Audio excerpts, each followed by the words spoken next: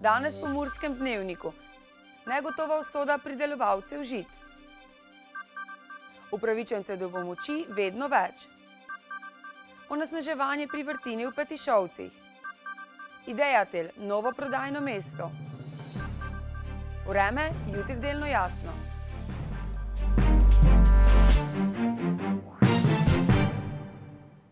Drage gledalke in gledalci, lepo pozdravljeni v tokratnem Pomurskem dnevniku. Potem, ko je konzorcij pod vodstvom Slovenskega državnega holdinga s hrvaško družbo Podravka podpisal pogodbo o prodaji prehrambene družbe Žito, sindikate, agrarne ekonomiste in predvsem kmete skrbi, kaj to pomeni za slovensko žitno verigo. Žito je namreč največji odkupovalec Sloveniji pridelane pšenice in kmetje se sprašujejo, ali bodo ob cenejši hrvaški pšenici lahko sploh še konkurenčni. Franc Štih iz Noršinec pri Ljutomeru je eden največjih pridelovalcev pšenice pri nas. Pridelujejo na 120 hektarjih in ob ogledu ene izmed svojih njiv ocenjuje, kakšen bo letošnji pridelek. Padavine v času polnjenja zrna so zelo pomembne. Dognojevanje še tu sledi, pol zaščita klasa proti fozarijumu, ampak zmeraj je pač to delavnica, ki nima strehe. In odvisni smo od vremena. Vse, kar bomo rekli naprej, da bo tak, včasih je pa drugače. In marsikaj bo drugače tudi pri prodaji pšenice, je prepričan Štih. Prodaja prehrambene družbe Žito hrvaški Podravki bo po njegovem mnenju povsem spremenila razmere v žitni verigi. Žito je namreč največji odkupovalec v Sloveniji pridelane pšenice. Za celo Slovenijo, zlasti za pomurske kmete, zlasti za mojo kmetijo, je to katastrofa.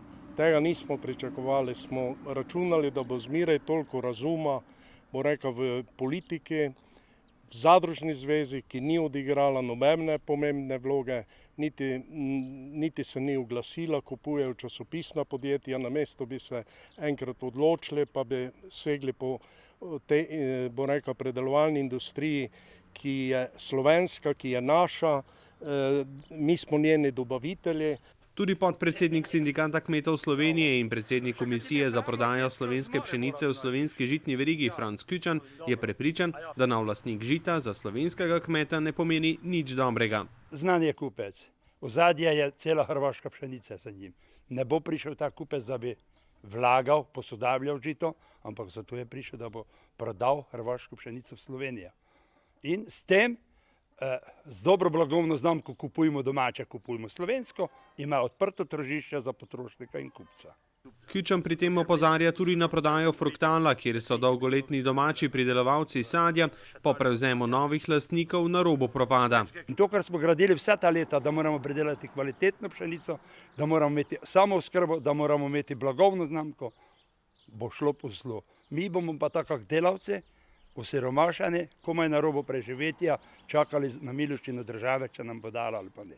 Potem, ko so pred leti morali pomurski kmetje iz svojih kolobarjev umakniti sladkorno peso, bi se lahko zaradi neekonomičnosti proizvodnje to lahko zgodilo tudi s pšenico. Slovenija nima nobene alternativne kulture. Mi sploh nimamo nobene industrijske rastline.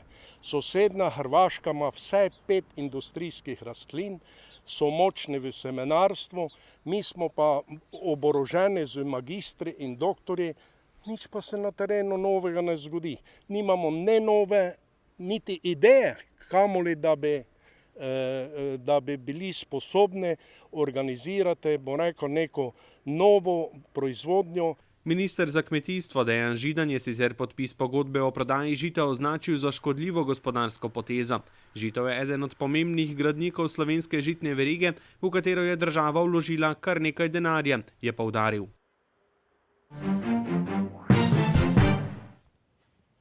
Upravičencev do pomoči Rdečega križa je vse več. Slednji ljudem pomaga pri preprečevanju in lajšanju trpljenja, zaščiti življenja in zdravja, spoštovanju človekovih pravic in marsičem drugem. Več o delovanju območnega združenja Rdečega križa Murska Sobota nam bo povedala Albina Knap. Pozdravljeni. Dober dan. Povejte nam za začetek, koliko pomoči ste razdelili v lanskem letu? V lanskem letu smo razdelili okrog 45 ton različnih živil iz naslova intervencijskih zalog in pa blagovnih rezerv, to pomeni mleka, olja, testenin, riža, soli, sladkorja. Razdelili smo tudi okrog 33 ton paradižnika, jabolk in pa krompirja, 1700 paketov tuševih paketov z 3 kilogramsko vrečko pralnega praška, in pa tudi izvedli smo akcijo Moj trenutek za dobrodelnost, kjer smo po trgovinah z vozički zbirali artikle, ki so jih kupci darovali potem za socialno ogrožene oziroma za tiste v stiski, in tega je bilo okrog tono pa pol. Tako da... Povejte nam, kakšna je pa številka prejemnikov v Murskosoboškem Rdečem križu? Ali narašča iz leta v leto ali upada? Vsako leto beležimo čez 4000 prejemnikov, poveča pa se število v primeru stečajev, v primeru naravnih nesreč, in takrat so morda tudi paketi, prehrambeni paketi morda malo manjši, da bi se trudimo, da bi zadostili čim več potrebam in obdarili čim več ljudi ter jim tako pomagali. Kdaj boste pa razdeljevali pomoč in kaj bodo ti paketi vsebovali? Letos smo že razdeljevali v mesecu januarju, in sicer prehrano iz naslova intervencijskih zalog. Zdaj letos pa bomo nekje v sredini meseca maja pričeli deliti testenine in pa tuševe pakete z pralnim praškom. Tušev paket vsebuje različna živila, okrog 5 kilogramov jih je, to so olje, sladkor, kis, tudi paštete, konzerve. Nažalost le, da jih bo okrog 1500, torej pomeni, da nam vseeno primanjkuje še okrog 3000 paketov in bomo resnično spet morali izbirati tiste najhujše primere. Kdo je pa upravičen do pomoči Rdečega križa? Upravičeni so do te pomoči vsi, ki so brezposelni, upokojenci z nizkimi pokojninami. Naš cenzus je nekje okrog 500 evrov, torej prihodek pod 500 evre. Tudi invalidi. So tudi upravičeni do pomoči? Tudi. Povejte nam, katere programe, ki jih trenutno izvajate na Rdečem križu, bi pa mogoče izpostavili? Nekje najbolj odmevna akcija je sedaj akcija Peljimo jih na morje. Tukaj zbiramo finančna sredstva in s temi sredstvi se vsako leto potem omogoči otrokom, osnovnošolskim otrokom iz socialno ogroženih družin enotedensko brezplačno letovanje.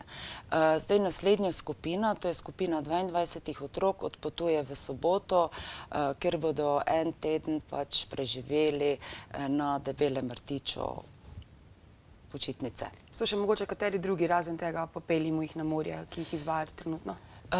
Trenutno se pospešeno tudi pripravljamo na teden Rdečega križa, ki vsako leto traja od 8. do 15. maja. V tem tednu in pa tudi v celotnem mesecu maju izvajamo sprejeme mladih članov, torej drugošolcev po osnovnih šolah, med mlade člane Rdečega križa. Za njih pripravljamo igrice, potem za višje razrede izvajamo predavanje z področja zgodovine Rdečega križa, Ženevske konvencije, mednarodnega prava, tudi iz preventivnih programov, morda predavanje o zasvojenosti, alkoholu, drogah. V glavnem, mesec maj je pri nas zelo posvečen delu z mladimi, prostovoljstvo in pa preventivi na področju zdravstva. Zelo se trudimo tudi na področju prve pomoči, kajti to je za Rdeči križ Murska Sobota edini vir financiranja za delovanje. Glede zaščite in reševanja v primeru naravnih nesreč bo letos 6. junija regijsko preverjanje znanja ekip prve pomoči. To bo potem pa še 3. oktobra se bodo v Murski Soboti dogajali dnevi zaščite in reševanja in v okviru tega bo 3. oktobra pripravljamo državno tekmovanje ekip prve pomoči, civilne zaščite in pa Rdečega križa. Če se mogoče samo še za konec vrneve na pomoč paketov, se kdaj zgodi, da je prosilcev za pomoč več kot pa samih paketov? To se dnevno dogaja, kajti vse več je takih primerov, ko so naprimer morda družine, starši zaposleni, ampak prejemajo minimalne plače in to dan danes ob vseh stroških, položnicah še zdaleč ne zadošča za dostojno življenje. Hvala vam za obisk v našem studiu. Hvala vam. Občinski svet občine Radenci se je včeraj sestal na 5. redni seji, na kateri so med drugim obravnavali operativni program odvajanja in čiščenja komunalne odpadne vode. Svetniki so podali mnenje o imenovanju ravnateljice osnovne šole Kapela, župan pa je podal informacije o svoji dejavnosti med 4. in 5. sejo. Celotno sejo občinskega sveta občine Radenci pa ne zamudite danes ob 20:15. 1.4. smo končno dobili termin na direkciji za ceste.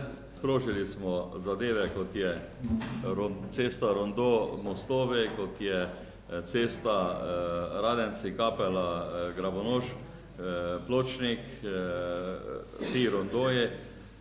Vse to smo jim razložili, vendar na koncu smo, lahko rečem, z dolgimi nosmi šli ven, zato ker nismo dosegli praktično nič.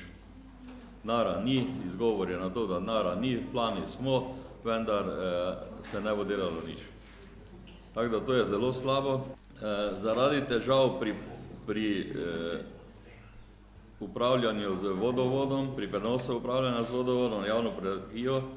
V petek imamo sicer sklicano sejo ustanoviteljev javnega podjetja Prelergija, kjer zahtevamo, da se pogodba z nami sklene enako kot z ostalimi občinami. Nam so pogojevali, dajali druge zahteve, odložilne pogoje pa tak dalje. S tem se mi nismo strinjali vsem, pa na koncu smo pač zahtevali, da se nam da enaka pogodba, kot imajo ostale občine. Ob svetovnem dnevu zemlje je vroča tema znova postalo onesnaževanje v vrtini pri Petišovcih. Potem, ko so včeraj iz družbe Petrol Geoterm sporočili, da so zaradi suma namernega onesnaževanja v okolici vrtine na policiji podali prijavo proti neznanemu storilcu, so se na to vrstno početje družbe odzvali v civilni iniciativi Ustavimo fracking Sloveniji.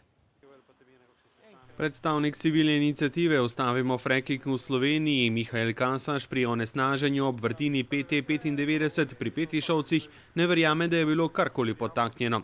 Sam je konec februarja prijavil uhajanje plina, ki je bilo vidno in kar so pozneje priznali tudi v Petrol Geotermu, saj je tlačni preizkus cevovodov pokazal netestnost. Naša civilna iniciativa je opazila izhajanje plina in to smo tudi prijavili, da naj zavaruje območje in menimo, da so pristojne inštitucije opravile svoje delo in bojo tudi v prihodnje opravljale svoje delo. Direktor družbe Petrol Geoterm Miran Juk za dodatna pojasnila ni na voljo. Pisno so iz družbe sporočili, da so rezultati laboratorijskih analiz vzorca pokazali, da zemljina ni nevarna. A tiskovna predstavnica murskosoboške policijske uprave Suzana Ravš pravi, da je preiskava še ni zaključena, zato o nevarnosti zemlje še ni mogoče govoriti. Pri izkopu so bili namreč v vrečah najdeni neznani odpadki. Strani občana je bila v mesecu marcu letos podana prijava glede onesnaževanja okolja zaradi nevarnih odpadkov iz leta 2006. Policisti smo obvestili pristojne institucije, zbrana so bila obvestila, opravljen je bil izkop in najdeni izkopani odpadki so bili posredovani v analizo. Zadeva je v fazi zbiranja obvestil in po vseh zbranih obvestilih bodo podane ugotovitve na okrožno državno tožilstvo. Civilna iniciativa Ustavimo fracking tako ugotavlja, da namigovanje o podtaknjenem onesnaževanju ni prava pot za iskanje resnice. Petrol bi rad to zavil v celofan, kar dela zelo slabo. Z takimi izjavami in s takimi PR-i dela to zelo slabo po moji oceni. Središče Murske Sobote je bogatejše za novo prodajno mesto Telekomovih storitev Ideatel, kjer bo jutri potekala uradna otvoritev. Ob selitvi Telekomovega centra Maximus je zazevala praznina na področju telekomunikacijskih storitev v središču mesta. A z novim prodajnim mestom Ideatel, bivših prostorih galanterije na Slovenski ulici 45, Telekomove storitve ostajajo v središču mesta, pa tudi sama ulica je s tem dobila dodatno popestritev. Na novem prodajnem mestu lahko opravite vse storitve, ki jih ponujajo Telekomovi centri. Prav tako pa so vam na voljo mobilni aparati iz celotne palete Telekoma Slovenije.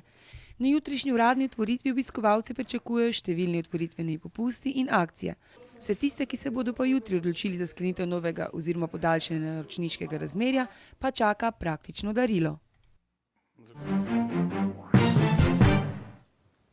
Jutri bo delno jasno, več oblačnosti bo v severozahodni Sloveniji, več o vremenu pa v nadaljevanju.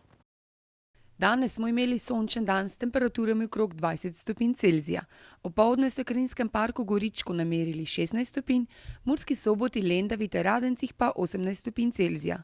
Jutri bo delno jasno, več oblačnosti bo v severovzhodni Sloveniji, kjer bo občasno deževalo. Pihal bo jugozahodni veter. Na nižje jutranje temperature v vzhodni Sloveniji bodo v Murski Soboti 8 in Mariboru 7 stopinj Celzija, najvišje dnevne pa vse tja do 23 stopinj. V noči na petek in v petek čez dan bo spremenljivo oblačno. Pojavljale se bodo krajevne plohe. V soboto bo v vzhodni Sloveniji delno jasno, drugod spremenljivo do pretežno oblačno. Popoldne bo ponekod v zahodni Sloveniji občasno rahlo deževalo. Pihal bo jugozahodni veter. Temperature v naših krajih se bodo gibale med 5 in 10 stopinjami dopoldne, najvišje popoldanske pa se bodo povzpele do 22 stopinj Celzija.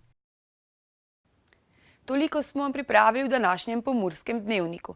Za več informacij obiščite našo spletno stran www.tvideja.si. V naši družbi pa bodite tudi jutri. Lep preostanek dneva še naprej in nasvidenje.